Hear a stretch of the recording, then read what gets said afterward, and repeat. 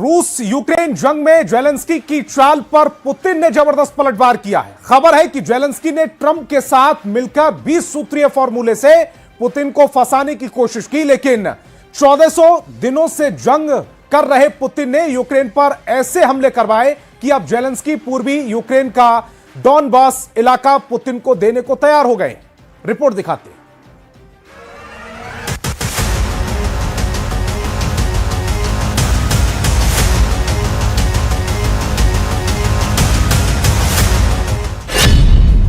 चौदह 1400 दिन बाद हार गए जेलेंस्की, डॉनबास पर अब पुतिन का कब्जा।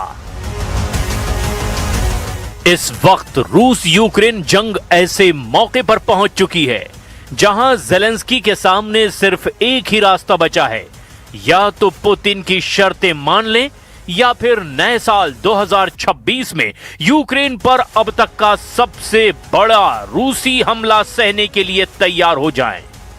रूस यूक्रेन जंग को 1400 दिन पूरे हो चुके हैं। 3 साल 8 महीने से ज्यादा की जंग में यूक्रेन अभी तक रूस को अपनी जमीन से खदेड़ नहीं पाया। पिछले 24 घंटे में रूस ने यूक्रेन के 1800 से ज्यादा सैनिकों को मार डाला और पूर्वी यूक्रेन का किला कहे जाने वाले डॉनबास पर रूस ने 80 से 85% इलाके पर कब्जा कर लिया है, या यूं कहें कि पुतिन ने यूक्रेन का पूर्वी किला जीत लिया है। इधर चौंकाने वाली खबर यह है कि जेलेंस्की राष्ट्रपति ट्रंप को संकेत दे चुके हैं कि यूक्रेन रूस को डॉनबास का इलाका सौंप सकता है अगर रूस पूर्वी यूक्रेन के बचे हुए इलाकों से अपनी सेना वापस बुला ले। हैरानी की बात तो यह है कि जेलेंस्की लगभग 100 घंटे पहले यही दावा कर रहे थे कि यूक्रेन रूस को ना तो डॉनबास देगा और ना ही यूक्रेन की 1 इंच जमीन देगा। लेकिन रूस के तूफानी हमलों ने अब जेलेंस्की की बोलती बंद कर दी है। अमेरिका को छोड़कर जो नेटो और यूरोपियन यूनियन के देश यूक्रेन से लगातार जंग करने की अपील कर रहे थे, वो भी अब जेलेंस्की को भरोसा नहीं दिला पाए कि अमेरिका के बिना नेटो और यूरोपीय यूनियन के बाकी देश रूस को यूक्रेन की जमीन से खदेड़ने में मदद कर पाएंगे। अभी के ताजा हालात ये हैं कि जेलेंस्की अब 20 सूत्रीय फॉर्मूले के जरिए पुतिन के सामने हथियार डालने को तैयार हैं। लेकिन दिक्कत यह है कि पुतिन अब रत्ती भर भी जेलेंस्की के प्रस्ताव पर गंभीरता नहीं दिखा रहे हैं। पहले तो हम आपको दिखाने जा रहे हैं कि कैसे रूस ने डॉनबास पर पिछले 5 महीनों से तूफानी हमले करके एक तरह से यूक्रेन के साथ साथ अब यूक्रेन के समर्थक 81 देशों को भी चारों खाने चित कर दिया है। डॉनबास पर 90% रूसी कब्जा। अब पुतिन को 10% डॉनबास देंगे जेलेंस्की। राष्ट्रपति जेलेंस्की को जरा भी अंदाजा नहीं था कि America, Britain, France, Germany, Poland समेत नेटो और यूरोप के लगभग 80 देशों की सैन्य मदद और समर्थन भी रूस को झुका नहीं पाएगा। जेलेंस्की ने 1 दिसंबर से लेकर 23 दिसंबर 2025 तक पेरिस, लंदन, बर्लिन, ब्रसेल्स और वॉशिंगटन समेत यूरोप और पश्चिमी देशों से रूस के खिलाफ रणनीतिक प्लान बनाने की कोशिश की। लेकिन दिक्कत जेलेंस्की के सामने ये रही कि इस दौरान रूस के सबसे बड़े और ज्यादा हमले पूर्वी यूक्रेन के डॉनबास पर करे गए ताकि जेलेंस्की की सारी प्लानिंग फेल की जा सके, और इसका असर भी साफ साफ देखा जा सकता है। खबर यह है कि रूस ने अब तक 90% तक के डॉनबास पर कब्जा कर लिया है और अब जेलेंस्की भी शर्तों के साथ पूरा डॉनबास रूस को देने तैयार हो गए हैं। पुतिन को डॉनबास देंगे जेलेंस्की, 20 सूत्रीय फॉर्मूला हुआ तय। यूक्रेन के राष्ट्रपति जेलेंस्की ने अमेरिका के साथ तैयार 20 पॉइंट शांति योजना का खुलासा किया, जिसमें पूर्वी क्षेत्रों में डीमिलिटराइज्ड जोन बनाने की सहमति जताई गई, बशर्ते रूस भी अपनी सेनाएं पीछे हटाए। अमेरिका और यूक्रेन ने युद्ध समाप्ति के लिए कई मुद्दों पर सहमति बनाई, लेकिन डोनेस्क क्षेत्र की बची हुई जमीन और जापोरेजिया न्यूक्लियर प्लांट पर अभी भी विवाद बाकी है। यूक्रेन और अमेरिका ने हफ्तों की बातचीत के बाद यूक्रेन शांति योजना का एक संशोधित ड्राफ्ट तैयार किया है। पहले के ड्राफ्ट में वो 28 सूत्रीय योजनाएं थी, जिनके कई बिंदुओं पर यूक्रेन सहमत नहीं था। यूक्रेन का कहना था कि पहले वाली योजनाओं ने यूक्रेन को आत्मसमर्पण की ओर धकेल दिया था, लेकिन अब उसे 20 सूत्रीय फ्रेमवर्क में बदल दिया गया है। यूक्रेनी मीडिया क्यू इंडिपेंडेंट की रिपोर्ट के अनुसार यूक्रेन, अमेरिका और यूरोप के बीच 3 पक्षीय सुरक्षा गारंटी ड्राफ्ट तैयार किया गया। साथ ही साथ यूक्रेन और अमेरिका के बीच एक द्विपक्षीय सुरक्षा गारंटी समझौता भी किया गया। ये योजना युद्ध रोकने, सुरक्षा की गारंटी देने और यूक्रेन के पुनर्निर्माण पर केंद्रित है। अमेरिका ने इस मसौदे को रूस को सौंप दिया है और मॉस्को से जल्द जवाब की भी उम्मीद है।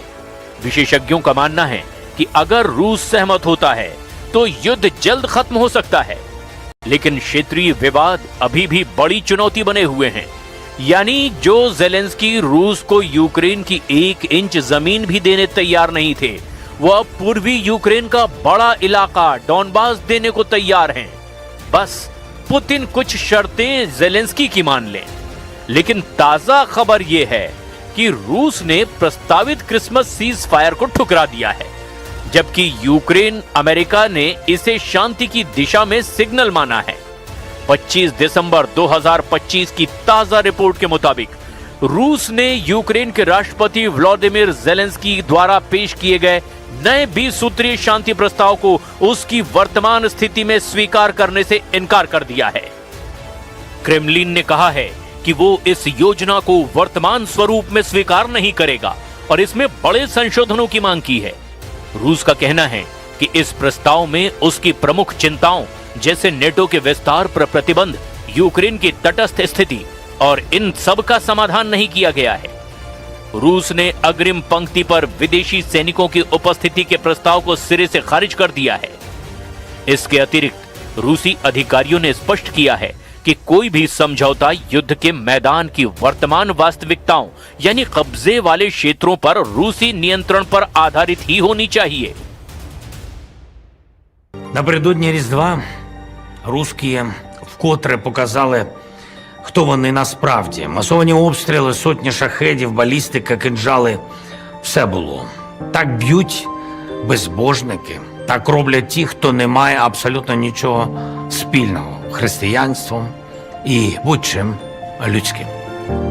Але ми тримаємось, ми підтримуємо один одного і ми молимося сьогодні за всіх, хто на фронті, щоб повернулися живими, за всіх, хто в полоні, щоб повернулися додому.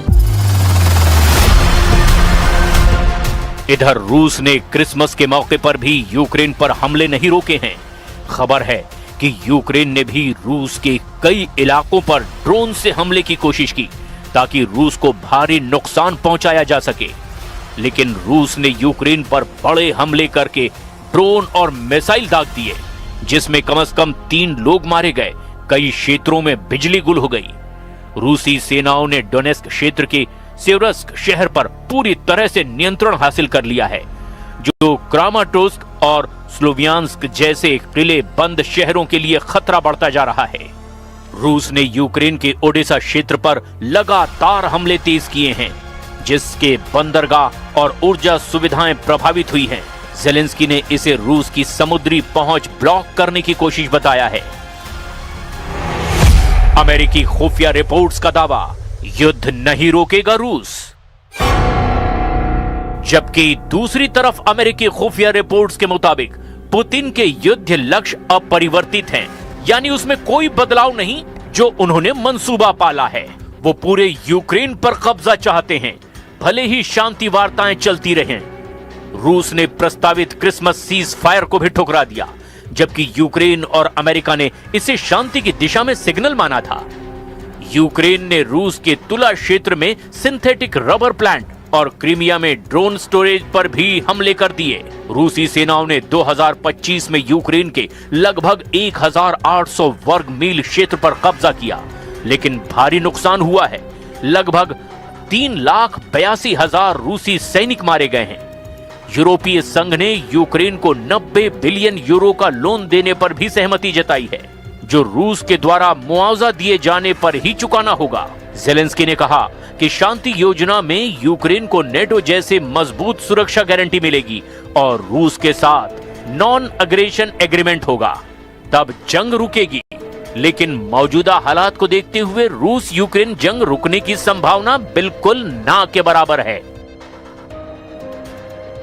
В переговорном процессе по украинскому регулированию, я имею в виду в переговорном процессе с Соединенными Штатами Америки, наблюдается медленное, но верное продвижение вперед. И оно сопровождается, как уже неоднократно подчеркивалось, крайне вредоносными и даже злонамеренными попытками группы государств, прежде всего как раз вот этими западноевропейскими, торпедировать эти усилия, пустить под откос все достигнутые дипломатические наработки. В диалоге с американской администрацией неизменно призываем коллег активно противостоять этому деструктивному процессу. डॉनबास क्षेत्र की वर्तमान स्थिति को लेकर दिसंबर 2025 की ताजा रिपोर्ट के मुताबिक स्थिति काफी तनावपूर्ण और निर्णायक मोड़ पर है। रूस ने भले ही पूरे डॉनबास पर अपना कब्जा नहीं किया हो, लेकिन वो इसके बहुत बड़े हिस्से पर यानी लगभग 80 से 85% इलाके पर अपना नियंत्रण कर चुका है। सबसे गौर करने वाली बात यह है कि रूस और यूक्रेन के लिए डॉनबास इतना इंपॉर्टेंट क्यों है। जरा आप गंभीरता से इसे समझ लीजिए।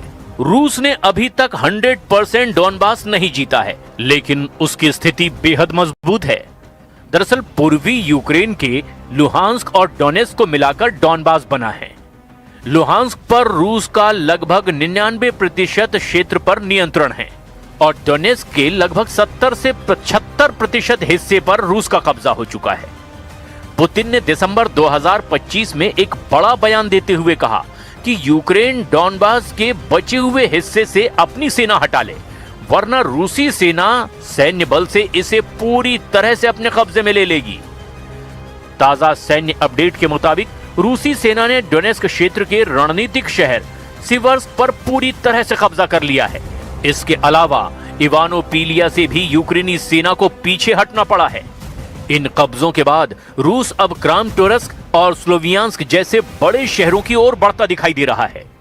पोक्रोवस्क डॉनबास का सबसे महत्वपूर्ण लॉजिस्टिक हब है। दिसंबर 2025 की रिपोर्ट के मुताबिक रूसी सेना ने शहर के बाहरी हिस्सों और कुछ शहरी इलाकों में भी प्रवेश कर लिया है। हालांकि यूक्रेन अभी भी शहर के कुछ हिस्सों में मौजूद है और इसे बचाने के लिए भीषण लड़ाई लड़ी जा रही है। विशेषज्ञों का मानना है कि पोक्रोवस्क का गिरना यूक्रेन के लिए डॉनबास में सबसे बड़ी हार होगी। रूस अब डॉनबास को जीतने के बहुत करीब है, लेकिन यूक्रेन की सेना अभी भी कुछ महत्वपूर्ण गढ़ों जैसे कि क्रामाटोर्स्क और स्लोवियांस्क को थामे हुए है। कुल मिलाकर रूस यूक्रेन जंग रुकने के आसार बेहद कम हैं। ज़ेलेंस्की का 20 सूत्रीय फॉर्मूला रूस को जरा भी पसंद नहीं आ रहा है। ऐसे में रूस साल 2026 में भी यूक्रेन पर बड़े पैमाने पर हमले जरूर करेगा।